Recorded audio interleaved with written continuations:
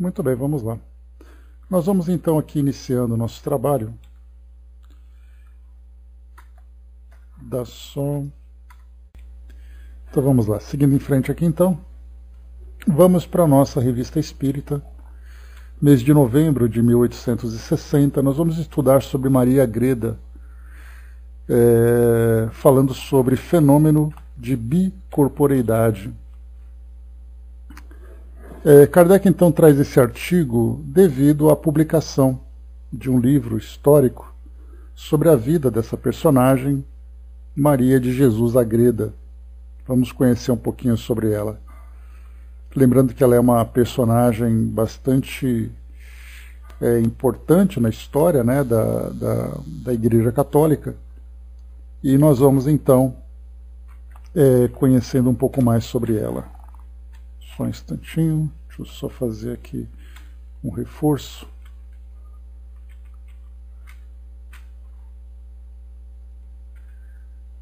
Aqui.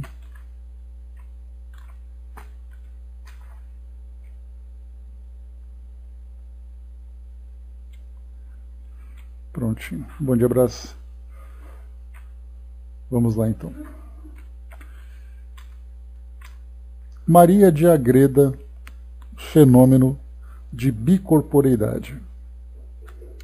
Num compêndio histórico que acaba de ser publicado sobre a vida de Maria de Jesus de Agreda, encontramos um fato extraordinário de bicorporeidade, que prova que tais fenômenos são perfeitamente aceitos pela religião, nesse caso a religião católica.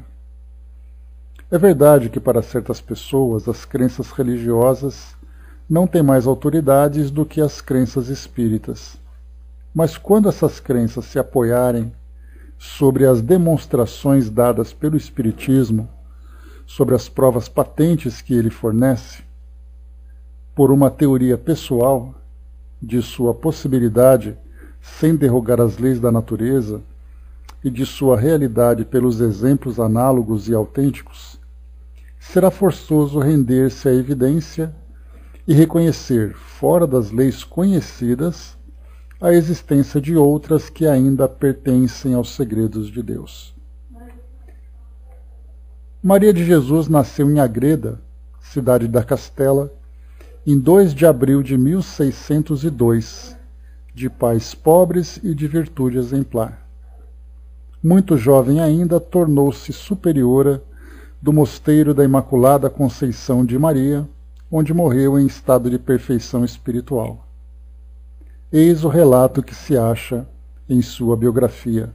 Então, só para a gente poder complementar, bom dia, Fabi, só para a gente complementar, ela então desencarnou também no século XVII, precisamente no ano de 1665, e ela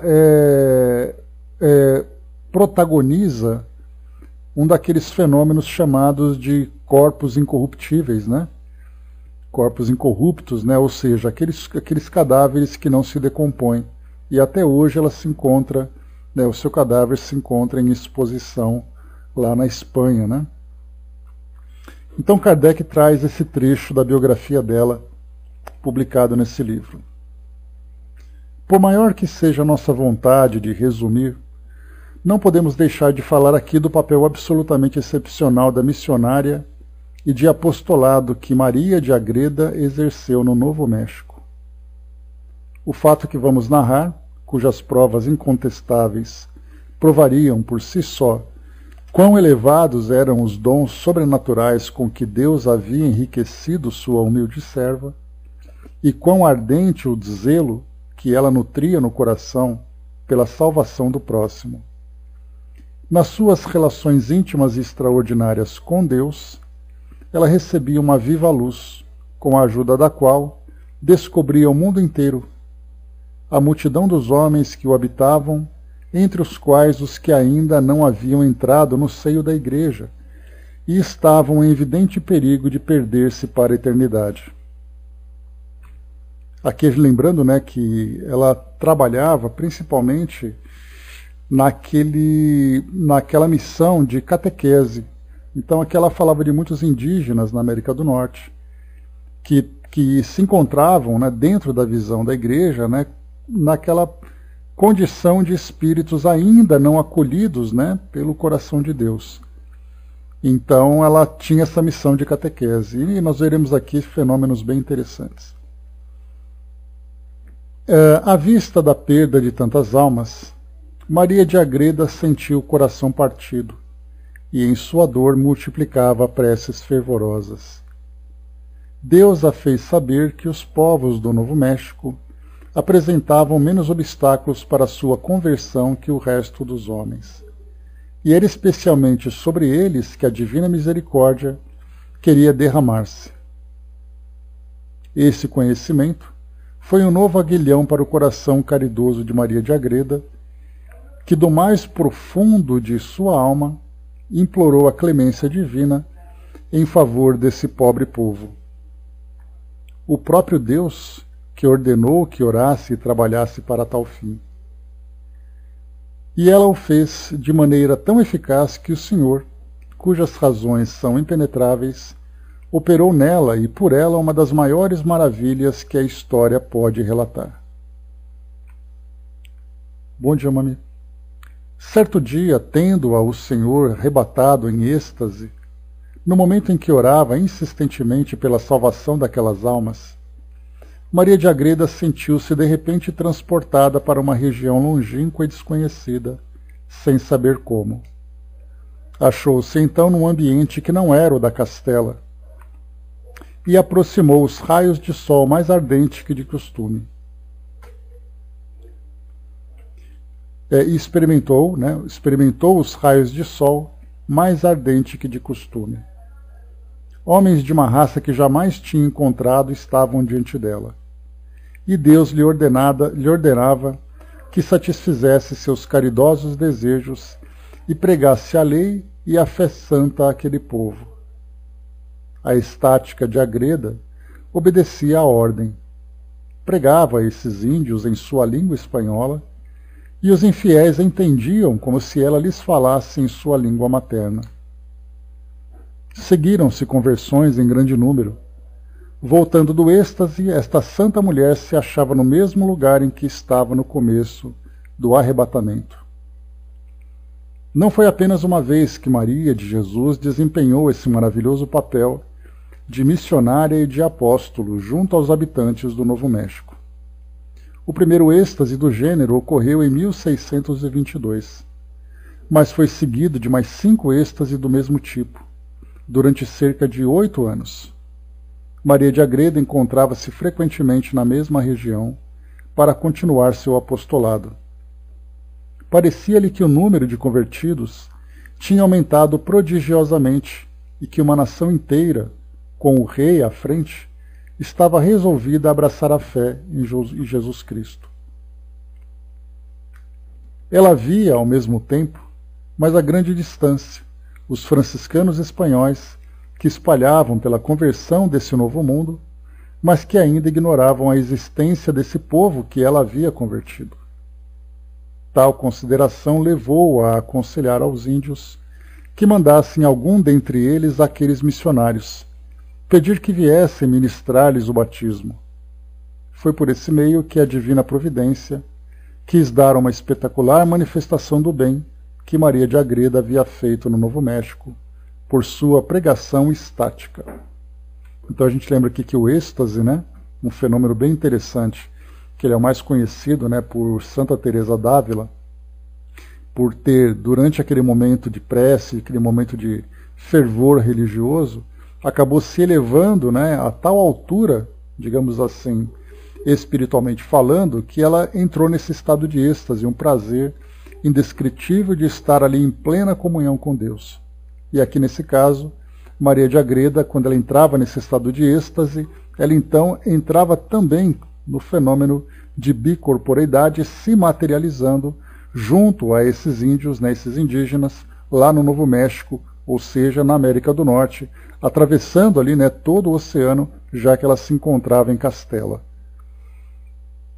Um dia, os missionários franciscanos que Maria de Agreda tinha visto em espírito, mas a grande distância, viram-se abordados por um grupo de índios de uma raça que ainda não tinham encontrado em suas excursões.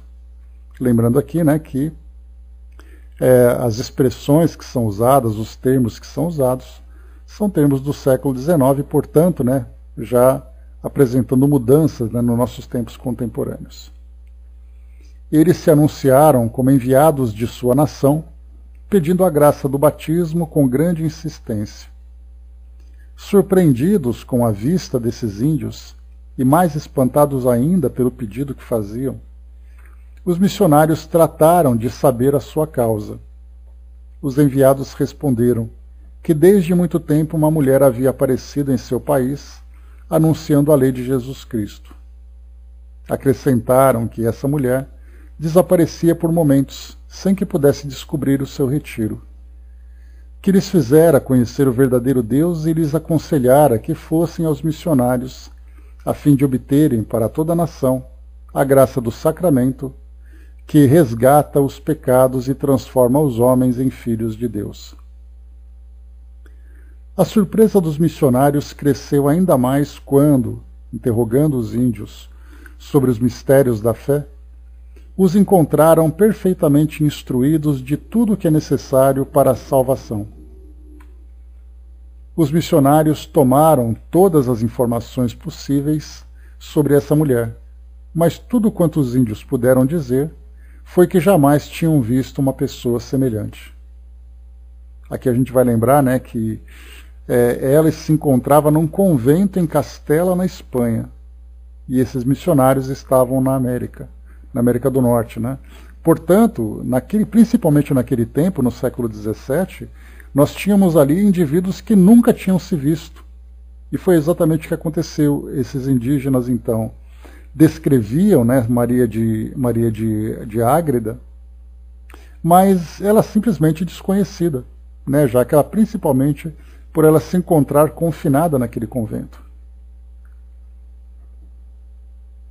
No entanto, alguns detalhes descritivos da roupa levaram os missionários a suspeitar que aquela mulher que portasse hábitos de religiosa, e um deles que tinha consigo o retrato venerável de Madre Luísa de Carrion, ainda viva, cuja santidade era conhecida em toda a Espanha, o mostrou aos índios, pensando talvez que pudessem reconhecer alguns traços da mulher apóstolo. Estes, depois de examinarem o retrato, lembrando aqui que a gente fala nesse caso de um desenho, de uma gravura, né, já que não se tinha ainda fotografia na época, depois de examinarem o retrato, responderam que a mulher que lhes havia pregado a lei de Jesus Cristo, na verdade tinha um véu, como esta cuja imagem lhes era apresentada, mas que pelos traços do rosto era completamente diferente, sendo mais jovem e de grande beleza. Então alguns missionários partiram com os emissários indígenas para recolher entre eles tão abundante colheita. Após vários dias de caminhada, chegaram ao meio da tribo, sendo acolhidos com as mais vivas demonstrações de alegria e reconhecimento. Na viagem puderam constatar que em todos os indivíduos daquela raça a instrução cristã era completa. O chefe da nação, objeto de especial solicitude da serva de Deus, quis ser o primeiro a receber a graça do batismo, com toda a sua família, seguindo o seu exemplo em poucos dias a nação inteira.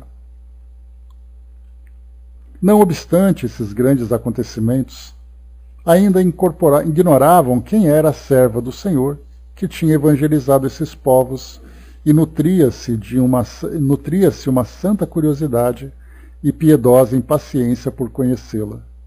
Sobretudo o padre Alonso de Benavides, que era o superior dos missionários franciscanos no Novo México, queria romper o véu misterioso que ainda cobria o nome dessa mulher apóstolo, aspirando a voltar momentaneamente à Espanha para descobrir o retiro dessa religiosa desconhecida que havia cooperado prodigiosamente para a salvação de tantas almas. Em 1630 pôde, enfim, embarcar para a Espanha e se dirigiu diretamente a Madrid, onde então se encontrava o geral de sua ordem. Benavides lhe deu a conhecer o objetivo que se havia proposto ao empreender sua viagem à Europa. O geral conhecia Maria de Jesus Agreda e, conforme o dever de seu cargo, tivera de examinar a fundo o íntimo dessa religiosa. Conhecia, pois, a sua santidade, tão bem quanto a sublimidade dos caminhos em que Deus a havia posto. Veio-lhe logo o pensamento de que essa mulher, privilegiada, bem podia ser a mulher apóstolo de que lhe falava o padre Benavides, a quem comunicou suas impressões. Deu-lhe credenciais pelas quais o constituía seu comissário, com ordem a Maria de Agreda para responder com toda a simplicidade as perguntas que ele julgasse por bem dirigir-lhe. Com tais despachos, o missionário partiu para Agreda. A humilde irmã se viu assim obrigada a revelar ao missionário tudo quanto sabia com referência ao objeto de sua missão junto a ela. Confusa e ao mesmo tempo dócil, relatou a Benavides tudo quanto lhe tinha acontecido em seus êxtases, acrescentando com franqueza que ignorava completamente o modo pelo qual sua ação tinha podido exercer-se a tão grande distância.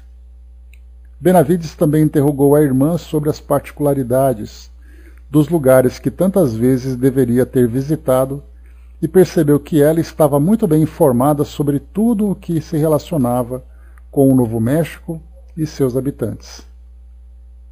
Ela lhe expôs nos mínimos detalhes a topografia dessas regiões e lhe as desvendou servindo-se mesmo dos nomes próprios, como teria feito um viajante depois de vários anos passados nessas regiões.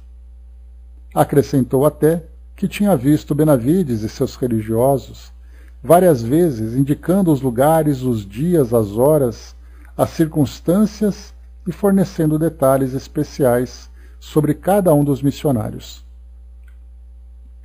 Compreende-se facilmente o alívio de Benavides por ter finalmente descoberto a alma privilegiada de que Deus se tinha servido para exercer sua ação miraculosa sobre os habitantes do Novo México.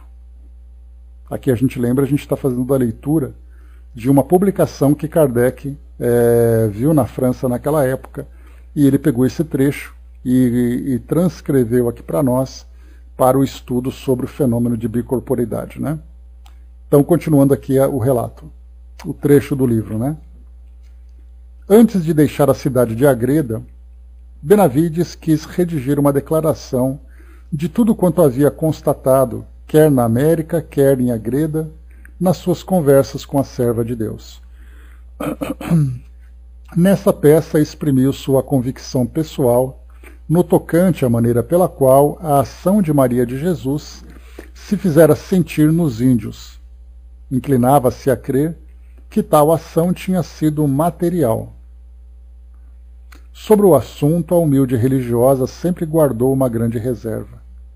Apesar dos incontáveis indícios que levaram Benavides a concluir que antes dele já havia concluído o confessor da serva de Deus, indícios que pareciam acusar uma mudança corporal de lugar, Maria Agreda sempre persistiu em crer que tudo se passava em espírito. Na sua humildade, era fortemente tentada a pensar que o fenômeno não passasse de mera alucinação, embora de sua parte o inocente e involuntário. Mas o seu diretor, que conhecia o fundo das coisas, pensava que a religiosa fosse transportada corporalmente em seus êxtases aos locais de seus trabalhos evangélicos. Aqui interessante a interpretação que fazem, né? Acreditando que ela fisicamente se deslocou, mesmo que fosse através de um fenômeno sobrenatural, fisicamente saísse de um local e fosse transportada para outro. Mais ou menos isso, viu, Brás? Imaginavam que essa era a ideia dela ser retirada de um local e levada para outro, e não que esse fosse um fenômeno essencialmente espiritual. Apoiava sua opinião na impressão física de que a mudança de clima provocara em Maria de Agreda uma longa série de seus trabalhos entre os índios, e na opinião de várias pessoas doutas, que ele consultara em grande segredo. Seja como for, o fato permanece sempre como um dos mais maravilhosos de que se tem falado nos anais dos santos e é muito apropriado para dar uma verdadeira ideia, não só das comunicações divinas que recebia Maria de Ágreda, mas também de sua candura e de sua amável sinceridade. Então aqui, apenas um trechinho, mas a gente tem aqui na Wikipédia, bem interessante, um relato maior sobre ela. Dentre elas, por exemplo, que eu achei que valeria a pena que a gente destacar, colocava, por exemplo, aqui, deixa eu ver aqui,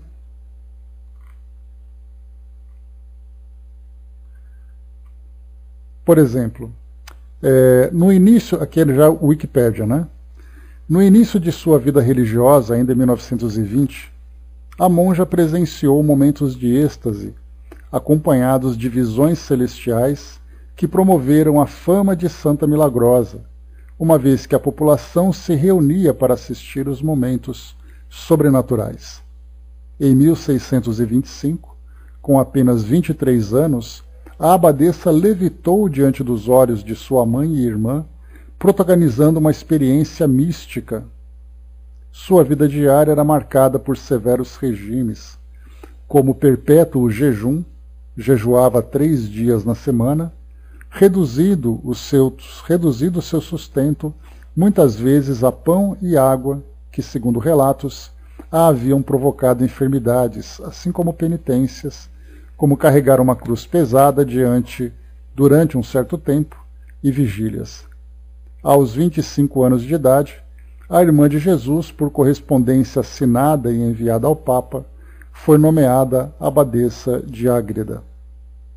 Ágreda, aqui no caso, Então aqui, por exemplo, ao longo de sua vida, a abadesa se destacou pela forte espiritualidade, marcada por penitências, fenômenos de bilocação e momentos de êxtase. Segundo relatos, participou da evangelização de indígenas na América e se tornou uma importante escritora que se pautava na religiosidade e na espiritualidade barroca do século XVI e XVII. Sua obra Mística Cidade de Deus é uma biografia da Virgem Maria que contempla a história da Virgem Santíssima. A gente está estudando a Revista Espírita, tá, Angelina, aqui de 1860, novembro, e eu estou complementando aqui agora com esse trecho da Wikipédia que fala sobre Maria de Jesus de Ágreda, que na verdade aqui o nome dela, conforme foi colocado aqui no início, era Maria Coronel e Arana, e ela então nasceu na província espanhola de Sória, aqui na Catalunha, como foi colocado, e foi monja na Ordem da Imaculada Conceição. Tá? Então aqui, e ela se destacou também aqui, uma importante escritora mística e uma relevante figura na catequização dos indígenas na América Espanhola. Então a gente vai encontrar na descrição dela aqui o trabalho feito por um espírito que, encarnado no meio religioso, tinha ali um trabalho espiritual a desenvolver. E o que a gente vai perceber é o resultado dessa devoção a essa tarefa, o trabalho junto dos espíritos, porque aí então a gente vai completando essas lacunas que ficam ali abertas para nós. Então, um espírito que reencarna, traz ali uma grande devoção, tem uma relação muito próxima com o plano espiritual no sentido da sua espiritualização, e no momento em que faz essa solicitação para atender essas almas que podem se perder diante do entendimento dela, ela então é auxiliada nesse fenômeno de bilocação, fazendo esse trabalho de evangelização transatlântico, digamos assim. Então isso se tornou certamente algo bastante significativo. Ela foi beatificada, ela foi considerada como beata. O beato, ele é vamos dizer assim, o estágio anterior da canonização, que é virar o santo. Então ela é considerada uma beata, dentro dos critérios da própria igreja.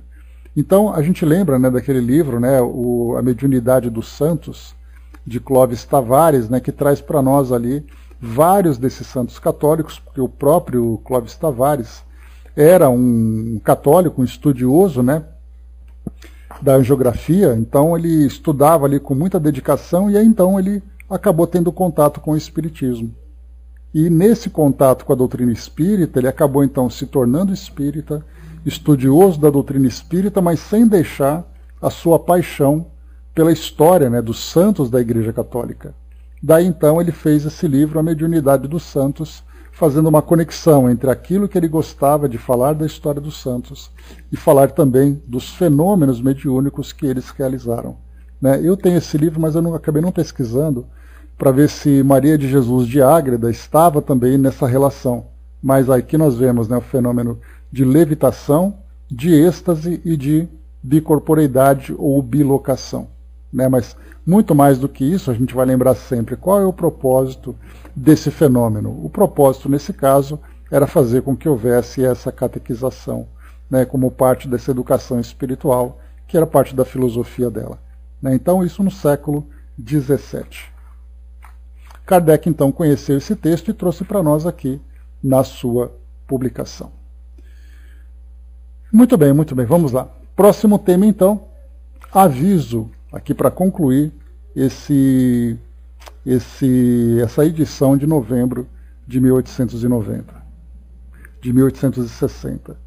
Kardec traz dois avisos, a gente vai estudar um pouquinho sobre esses dois.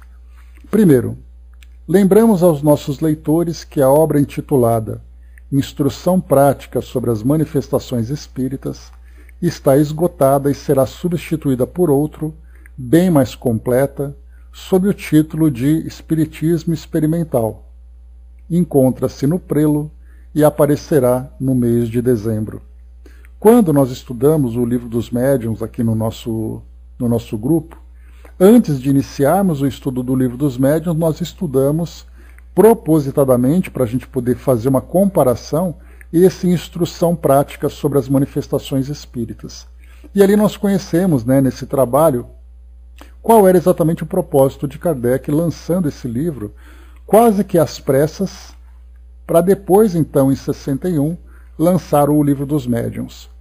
Eu estou com ele aqui na versão digital, a gente vai fazer a leitura de algumas pequenas partes aqui no início, para a gente entender a importância desse livro, né, do Instruções Práticas. Esse livro ele foi publicado em 1858, então a gente vai lembrar que em 1857 Kardec lança o Livro dos Espíritos, falando sobre a comunicação com os espíritos, as respostas e tudo mais. E aqui então a gente vai juntando aqui algumas peças e entendendo que depois que esse livro foi publicado, houve um grande interesse por parte das pessoas que leram o Livro dos Espíritos e se interessaram pelo Espiritismo em praticar a mediunidade. Kardec, então, se viu ali com a necessidade de lançar, quase que com uma certa urgência, um pequeno manual que tivesse ali as instruções básicas para a prática da mediunidade, para que isso se tornasse uma prática segura. Então ele lançou um ano depois do Livro dos Espíritos. Então nós temos aqui instruções práticas sobre as manifestações espíritas, ou instrução prática, né, mas instruções práticas, e ele traz aqui uma observação: exposição completa das condições necessárias à comunicação com os espíritos e os meios de desenvolver nos médiuns a faculdade mediúnica. Então a gente já vê aqui o principal propósito do lançamento desse livro. Avançando um pouco mais, temos aqui então, né, uma publicação, um texto aqui da própria Federação Espírita Brasileira. Conteúdo resumido. Esta é possivelmente a obra menos conhecida de Kardec, um manual dedicado aos médiuns. Só um instantinho. Lançado em 1858, o Livro dos Espíritos data de 1857. Esta é, em ordem cronológica, a segunda obra espírita publicada pelo codificador. Um livro esquecido depois da publicação de O Livro dos Médiuns, que o substituiria segundo as palavras de Kardec. Todavia, Jean Mayer, sucessor de Allan Kardec na direção da Revista Espírita, redescobriu e publicou estas instruções em 1923. E no mesmo ano, Caibar Schutel traduziu-as para o leitor brasileiro. Ambos, Meyer e Caibar, perceberam não só o grande valor histórico desse pequeno livro, mas também a importância do seu compacto e precioso vocabulário espírita, cerca de 160 verbetes, que foi, nos parece, a primeira tentativa nesse sentido realizada pelo próprio codificador. Então, assim, logo no começo do livro, tem ali um pequeno glossário, né, com quais são os termos que geralmente nós utilizamos no meio espírita. Então, foi a primeira vez que isso foi feito. Instruções Práticas revela-se, portanto, um dos mais importantes documentos históricos que marcaram o início do movimento espírita, além de ser de grande utilidade o seu vocabulário espírita como fonte de consulta. Ele coloca aqui a relevância do vocabulário espírita, que é ali o texto que mais chama atenção, porque o conteúdo em si do livro foi depois aprimorado no próprio Livro dos Médiuns, né? Kardec disse aqui no aviso da Revista Espírita que esse livro vai ser substituído por outro bem mais completo sob o título de Espiritismo Experimental. E aí foi exatamente um título que Kardec não utilizou, já que ele chamou o Livro dos Médiuns ou o Manual dos Evocadores. Né? Então, mas esse Espiritismo Experimental seria ali, né, o título provisório dessa obra. Continuando aqui nesse mesmo livro, nas instruções, tem aqui o prefácio da editora. Esta obra é, por ordem cronológica, a segunda da codificação espírita. O Livro dos Espíritos foi apresentado ao mundo em 1857. Instruções Práticas sobre as Manifestações Espíritas veio a lume no ano de 1858, o mesmo ano em que foi criada a Sociedade Parisiense de Estudos Espíritas e a Revista Espírita. Em agosto de 1860, referindo-se a estas instruções práticas, Kardec fazia seus leitores saberem que, aí Kardec coloca aqui, a gente leu isso, em 1860, no mês de agosto, né, ele colocou assim: esta obra está inteiramente esgotada e não será reimpressa. Substituí-la novo trabalho, ora no prelo, que será muito mais completo e diversamente planificado. Então, já em agosto, com a venda esgotada, Kardec não faria a reedição dela. Não teria a reimpressão, porque já estava um outro livro sendo lançado. Mas aí a gente vê, né, se ela estava esgotada, é pela grande procura, e as pessoas continuaram procurando, por isso Kardec então colocou essa publicação na Revista Espírita. E continua. Este novo trabalho era nada menos do que o Livro dos Médiuns, um perfeito tratado de parapsicologia, editado com 100 anos de antecipação aos trabalhos do famoso Dr. Joseph Heine, que é considerado ali o pai da parapsicologia, né? Em sua biografia de Allan Kardec, Henri Sauce menciona essa refusão ao escrever: o Livro dos Médiuns fora precedido por uma obra menos extensa, Instruções Práticas sobre Manifestações Espíritas. Quando a edição desse livro se esgotou, Allan Kardec substituiu-o por Livro dos Médiuns, que é o vade-mecum de todos quantos desejam se entregar com resultado ao estudo do Espiritismo Experimental. Daí a gente lembra que Espiritismo Experimental é a prática mediúnica dentro da vivência espírita, né? Assim sendo, o livro conheceu um único lançamento sob a supervisão direta de Kardec. Anos decorridos, todavia, encontrando-se à frente da Casa dos Espíritas, o dinâmico e inesquecível Jean Meyer julgou que de bom alvitre relançar o pequeno livro. Uma segunda edição foi impressa em 1923, isto é, 63 anos após a publicação inicial. Lendo, Caibar Schutel teve seu interesse despertado. Em Instruções Práticas revelava-se um livro singelo, porém dotado de extraordinário poder de síntese. Era ali, na verdade, né, o manual, os Instruções Práticas, um livreto de como praticar a mediunidade, com aquelas noções bem básicas, né? E depois a gente, estudando o Livro dos Médiuns, vê ali a profundidade dessa obra. Não apenas um simples valor histórico motivava a sua reedição, porém bem mais do que isso. Schutel, como Meyer, homem de olhar agudo, capaz de devassar o futuro, antevia o momento dos dicionários, das enciclopédias de doutrina espírita. O pequeno volume continha a primeira tentativa nesse sentido, e era o codificador com sua própria mão quem redigia o primeiro vocabulário espírita. Isso justificava plenamente a edição das instruções práticas. A esse respeito, Schutel carteou com Jean Meyer e deste veio-lhe não apenas o estímulo, mas a autorização especial para a tradução da obra em língua portuguesa. E no mesmo ano em que as instruções ocupavam as vitrinas livreiras de Paris, Caibar Schutel entregava-as ao leitor brasileiro. O lançamento das obras da codificação no Brasil deve-se ao trabalho de dignos pioneiros de respeitáveis casas editoras. Julgamos oportuno e justo oferecer este novo livro já considerado raridade. E isto o fazemos com o simples e único cuidado de atualizar-lhe a ortografia e burilar-lhe o texto. Então esse texto aqui foi publicado em Matão por Wallace Leal Rodrigues em maio de 1978. E rapidamente, só para a gente poder conhecer, Kardec traz aqui para nós uma pequena introdução. Muitas pessoas nos têm pedido, aqui é importante que a gente vai ler essa introdução, quase que contextualizando aquele momento em que o Livro dos Espíritos fazia o seu primeiro aniversário. E aí então a gente pode, entrando aqui nesse tempo, nesse momento, ver ali a grande expectativa que as pessoas tinham de entender como vivenciar aquela experiência mediúnica que produziu aquele livro. Então Kardec traz essa introdução. Vejamos as instruções que ele traz para as pessoas que são ali, os leitores desse livro.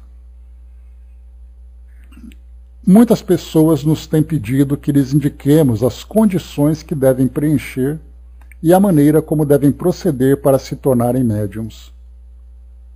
A solução desse problema é mais complexa do que parece à primeira vista, uma vez que depende de conhecimentos preliminares necessariamente extensos. Para realizar experiências de física e de química, faz-se necessário, em primeiro lugar, conhecer a física e a química. As respostas que temos dado a essas pessoas não podem comportar explicações incompatíveis com os limites de uma correspondência epistolar. Ou seja, de você ter essa constância nas comunicações. Por outro lado, o tempo material não nos permite satisfazer a todos os consulentes. Kardec quis dizer o seguinte, que para as pessoas que o consultavam diretamente e pessoalmente, perguntando sobre de que forma que a mediunidade poderia ser praticada, Kardec disse que não podia dar um recadinho de esquina, conversando com uma pessoa, passeando ali por uma calçada, como fazer isso? Havia necessidade de uma orientação constante. E ao mesmo tempo também, não havia tempo para isso, porque o trabalho dele era contínuo. Então, para ele poder atender cada pessoa que o procurava, que ficava ali querendo tirar dúvidas, ele trouxe assim: tudo isso determinou a publicação dessas instruções, necessariamente mais completas do que tudo quanto poderíamos escrever diretamente. Será um contrassenso pensar que se encontre nesta obra uma receita universal e infalível para a formação de médiuns. Embora cada pessoa tenha em si o germe das qualidades necessárias para se tornar médium, essas qualidades se apresentam em graus muito diferentes e seu desenvolvimento depende de fatores que a ninguém é dado fazer nascer à vontade. As regras da poesia, da pintura, da música não fazem poetas, nem pintores, nem músicos daqueles que não possuem vocação. Elas guiam no emprego das faculdades naturais. O mesmo se dá relativamente ao nosso trabalho. Seu objetivo é indicar os meios de desenvolver a faculdade mediúnica, tanto quanto o permitam as disposições de cada pessoa, e, sobretudo, quando essa faculdade existe, orientar o seu emprego de maneira útil. Não é este, entretanto, o único fim que nos propusemos. Ao lado dos médiuns, propriamente ditos, existe a multidão, que aumenta a cada dia, dos que se interessam pelas manifestações espíritas. Então temos os médiuns e aqueles que se interessam por mediunidade. Guiar essas pessoas em suas pesquisas, assinalar-lhes os tropeços que podem e devem necessariamente encontrar em um terreno tão novo, iniciá-las na maneira de se corresponderem com os espíritos, indicarem os meios de obterem boas comunicações, tal é a área que devemos abranger, sob pena de realizarmos obra incompleta. Não deverá, portanto, causar estranheza ao leitor encontrar neste trabalho matérias que, à primeira vista, possam parecer deslocadas do seu cômpulo geral. A experiência provará sua utilidade. Depois de estudados com cuidado, melhor se compreenderão os fatos verificados na prática mediúnica e a linguagem de certos espíritos parecerá menos estranha. Como um compêndio de instruções práticas, esse livro não se dirige exclusivamente aos médiuns, mas a todos os que estão em condições de ver e observar os fenômenos espíritas. A ciência espírita se baseia necessariamente sobre a existência dos espíritos e a sua intervenção no mundo corporal. Esse fato é hoje admitido por um número tão grande de pessoas que seria supérfluo demonstrá-lo. Sendo nosso objetivo guiar as pessoas que desejam se ocupar com as manifestações, supomos-las suficientemente informadas tanto sobre esta questão, quanto relativamente às verdades fundamentais que delas decorrem. Por esse motivo, julgamos inútil entrar em explicações a tal respeito. Eis porque não as abordaremos e não procuraremos discutir as controvérsias, nem refutar as objeções. Dirigimo-nos tão somente às pessoas convencidas ou dispostas a pesquisar com honestidade e boa-fé. Quanto às que nada conhecem do assunto, essas não encontrarão aqui certas explicações que poderiam talvez desejar, visto que consideramos como demonstrado o ponto de partida. Aos que contestam esse ponto de partida, diremos: vede e observai quando se apresentar a ocasião. Se, apesar dos fatos e do raciocínio persistirdes em vossa incredulidade, consideraremos como perdido o tempo que gastaríamos em querer tirar-vos de um erro no qual, sem dúvida, vos comprazeis. Respeitamos vossa opinião, respeitai a nossa. Eis tudo quanto vos pedimos. Começaremos essas instruções pela exposição dos princípios gerais da doutrina. Embora possa parecer mais racional começar pela prática, julgamos que aqui esse não é o caso. Há uma convicção moral que só o raciocínio pode dar. Aqueles, pois, que tiverem adquirido as primeiras noções pelo estudo da teoria, compreenderão melhor a necessidade de certos preceitos recomendados na prática e mostrarão, em relação a eles, disposições mais favoráveis. Aqui depois Kardec, então, vai seguindo, com algumas orientações para essas pessoas. Mas o que vale para nós é entendermos o contexto desse livro e vermos aqui na Revista Espírita exatamente isso, Lembramos aos nossos leitores que a obra intitulada Instrução Prática sobre as manifestações espíritas está esgotada e será substituída por outra. E aí veio, então, o Livro dos Médiuns. Esse é o primeiro aviso. O segundo aviso, Kardec diz assim: aqui ele já fecha, então, o mês de novembro.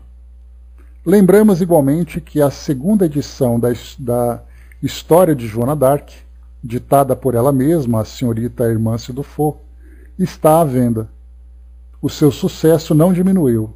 É sempre lida com o mesmo interesse pelas pessoas sérias, partidárias ou não do espiritismo. Essa história será sempre considerada como uma das mais interessantes e completas já publicadas. Aí a gente vem aqui para o livro exatamente aqui, que conta a história de Joana d'Arc. Aqui o livro se chama Só um instante. História de Joana d'Arc. Está aqui, ó, Evocação dos Espíritos. História de Joana d'Arc, ditada por ela mesma. Hermance Dufault, idade 14 anos. Ela vai trazendo para nós aqui algumas informações sobre o livro. Aqui lembrando que ele foi publicado em 1860, né? Aqui a nota da tradutora, bem interessante para a gente poder conhecer. Diz assim: a história de Joana d'Arc, que ora apresentamos aos nossos leitores, essa aqui que está escrevendo, o nome dela é Albertina Escudeiro Seco. Ela é tradutora, professora, que faz as traduções para a editora Celde. Então ela colocou para nós essa introdução, que vale a pena a leitura só para a gente poder conhecer essa obra, né? A história de Joana d'Arc, que ora apresentamos aos nossos leitores, numa tradução de Denise Villas-Boas, é uma obra psicográfica ditada pela Pucelle d'Orléans, né, pela puritana de Orleans, né, digamos assim, e Hermance Dufault, uma menina que contava então com 14 anos e que, por seus dotes morais e mediúnicos, colaborou com Allan Kardec na elaboração da segunda edição de O Livro dos Espíritos. Hermance foi médium do espírito São Luís, que tanto ajudou o mestre Kardec na grandiosa obra da codificação. O poder descritivo da narração minuciosa, a riqueza dos detalhes, como, por exemplo, a relação de todos os participantes do seu julgamento, nome completo, profissão e títulos de cada um deles, nos dão uma ideia das qualidades da médium receptora e do espírito que a ditou. A trajetória de Joana d'Arc no solo francês é conhecida mundialmente. A sua obstinada bravura, a devoção sem limites aos espíritos que lhe apareciam e que a conduziram em seus atos nessa encarnação, o seu imenso amor pela França, aliados à simplicidade, sua pureza, seu bom senso e a nobreza do seu caráter, tornaram-na a heroína sem par desde o século XV. Em A História de Joana d'Arc, vemos a luta de duas forças, a do bem, personificada no puro ideal da Pucelle, tão puro quanto ela mesma, e a do mal, representado pelo falso ideal de justiça de seus pseudo-julgadores. Digo pseudos, já que o seu objetivo não era julgar, mas condenar Joana à morte, como realmente fizeram, apoiados no abandono a que Joana foi relegada por Charles VII, a quem ela fizera coroar rei da França, no descaso e na iniquidade dos próprios franceses, que se tornaram assim os cúmplices perfeitos dos mandatários da sua morte. Sob a acusação de herege relapsa, acusação tecnicamente perfeita, segundo alguns historiadores, Joana d'Arc foi queimada viva no dia 30 de maio de 1431, aos 19 anos de idade. Neste momento mesmo, algumas pessoas se mostraram horrorizadas e arrependidas por terem participado do seu sacrifício. É célebre a frase pronunciada pelo inglês John Tressart, um dos secretários de Henri VI, que saiu de junto do cadafalso se lamentando e em lágrimas exclamou: "Estamos todos perdidos, queimamos uma santa." Outra frase que também se eternizou foi a de Jean Alepé, cônego da catedral, e que era totalmente contrário a Joana. "Gostaria que minha alma estivesse onde acredito que está a desta mulher." Somente mais tarde o povo francês reabilitou-se de seu procedimento para com Joana. Charles VII, em 15 de fevereiro de 1450, escreveu uma carta a Guilherme Bolet, deão da Cátedra de Noyon, ordenado que fossem iniciadas investigações no processo pelo qual seus inimigos, devido ao imenso ódio que nutriam por Joana, mataram-na perversa e injustamente com requintes de crueldade. Depois de inúmeras demanches, em junho de 1456, o grande inquisidor de Brehal fez uma revisão no caso e no dia 7 de julho, na Catedral de Rouen, Jean Joven de Ursins pronunciou seu veredito oficial, dizendo, entre outras afirmativas: decretamos e declaramos o dito julgamento e sentença como contaminados por fraudes, calúnias, iniquidade, contradições e erros manifestos de fato e de lei, e juntamente com a abjuração, a execução e todas as suas consequências como nulas, sem valor e sem efeito. Proclamamos que Joana não contraiu mancha alguma de infâmia e que ela está totalmente limpa disso. Na verdade, Braz, ela desencarnou na França, né, porque ela estava apoiando os franceses numa guerra contra a Inglaterra. Mas aí aquela parte que estava ali a favor da Inglaterra acabou traindo-a, né? Joana foi beatificada em 1909 por gestões iniciadas em 1890 pelo Papa Leão XIII e canonizada em 1920. O sacrifício de Joana, porém, não foi em vão. Ela conseguiu despertar o sentimento patriótico do povo francês e assim propiciar o êxito da França na Guerra dos 100 Anos. Temos a certeza de que o leitor gostará de ler a história de Joana d'Arc, enriquecida pela editora Selde, que em sua edição inseriu fotografias e 120 notas de rodapé com informações sobre lugares, fatos e pessoas participantes dessa tragédia que marcou para sempre a presença da Pucelle de Orleans entre nós. Finalmente, cabe-nos agradecer aos confrades Aparecido Belvedere e Cláudia Bonmartin, que nos fizeram chegar às mãos cópias do original francês em duas edições distintas de Story de Jeanne d'Arc. Colocamos como curiosidade a reprodução facsimilada das referidas edições, datadas respectivamente de 1855 e 1860. Então está aqui, né, lembrando aqui mais uma vez, 1855 foi quando a irmã Cidofo tinha 14 anos, que foi quando Kardec começou as suas pesquisas, né, e também obter as respostas, para que em 1857, 2 anos depois, o Livro dos Espíritos fosse então publicado. Depois aqui então a gente tem, né, introdução e tudo mais, então é bem interessante aqui o prefácio, também aqui falando um pouquinho sobre a história dela. Aqui não vou nem ler porque a gente vai acabar tomando muito tempo, né? Mas esse livro aqui é bem interessante para quem se interessar de conhecer a história de Joana d'Arc. É um espírito falando dela mesma, bem interessante, né? Como ela coloca, né? Vinha ao mundo em Domremy, cidadezinha pobre perto de Vaucouleurs, filha de Jacques d'Arc e Isabela d'Ax, sua esposa. E assim traz para nós aqui a descrição. O Marião colocou, né, em Paris tem uma estátua dela em cima de um cavalo como guerreira, né, bacana.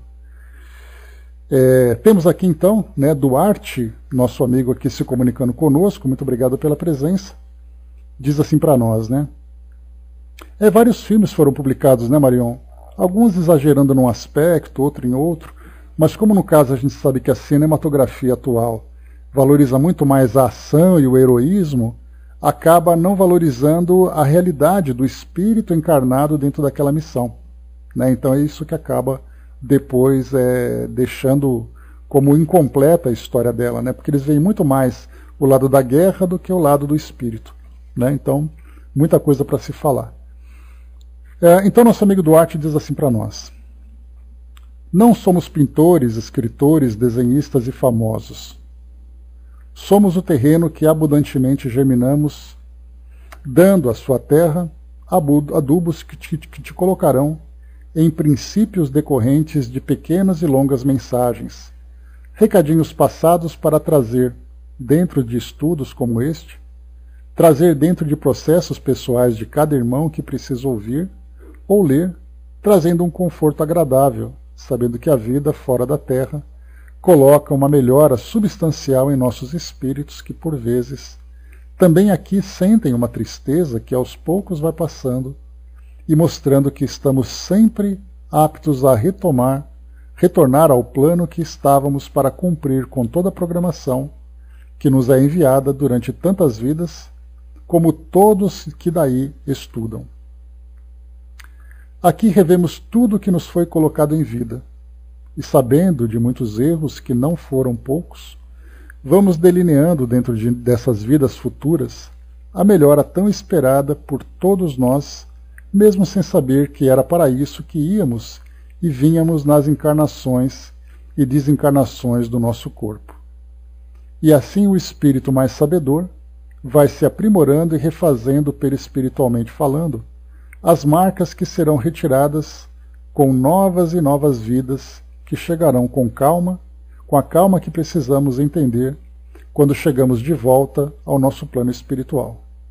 Espero que tenham entendido o que colocado foi aqui posto, pois ainda aprendendo muito e estudando junto a vós, mostro-me feliz e satisfeito por poder escrever algo dentro para esse grupo que envolve não a mim, mas a muitos que comigo estão aqui com vocês, escutando de bom grado o nosso irmão querido. Muito obrigado pela participação.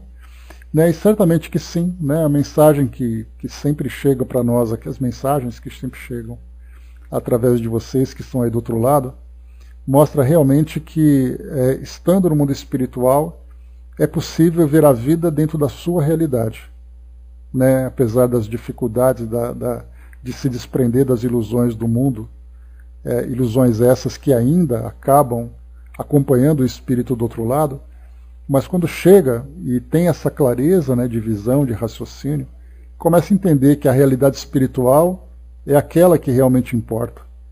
E aí a gente começa a entender, a partir dela, o processo de encarnação, de reencarnação, do porquê das provas, do porquê das experiências, quando retorna ao plano espiritual e faz aquele balanço de como foi a existência, de todas as experiências vivenciadas e de que forma que o espírito, a partir dessas experiências, conseguiu crescer, conseguiu avançar.